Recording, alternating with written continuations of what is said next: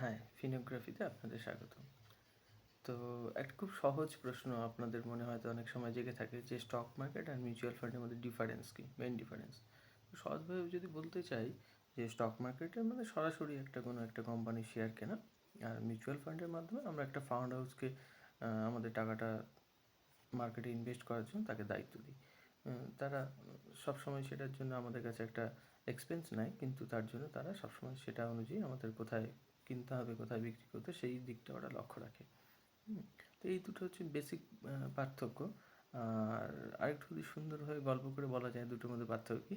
তো ধরুন আপনি একটা স্টার্টিং পয়েন্ট থেকে আপনার ডেস্টিনেশন গাড়ি নিয়ে যাবেন। তো সেই ক্ষেত্রে ধরেন স্টক মার্কেটে কেনা মানে আপনাকে নিজে ড্রাইভ করতে হবে। কোথায় থামবেন, কোথায় দাঁড়াবেন সম্পূর্ণ আপনার উপরে। আপনার স্বাধীনতা যেরকম আছে সেরকম রিস্কও কিন্তু আপনার আছে। আর যদি ভাবেন আপনি একটা শেয়ার গাড়ি বা একটা ভাড়া করে গাড়ি নিয়ে যাবেন, একটা প্রফেশনাল ড্রাইভার আপনার কাছে থাকবে। তো সেই ক্ষেত্রে সম্পূর্ণ দায়িত্বটা কিন্তু ওই প্রফেশনাল ড্রাইভারের। যে সে আপনাকে কোথায় নিয়ে যাবে, কোথায় কী, কত স্পিডে চালাবে অমুক-তমুক। ফাইনালি আপনাকে ডেস্টিনেশনে পৌঁছে দিবে।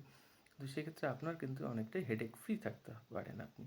সেক্ষেত্রে হয়তো খরচা থাকে, এক্সপেন্স তাকে দিতে হবে। তো মিউচুয়াল ফান্ড হাউসকেও তাই আমাদের সেরকম মানে এক্সপেন্সটা দিতে হবে।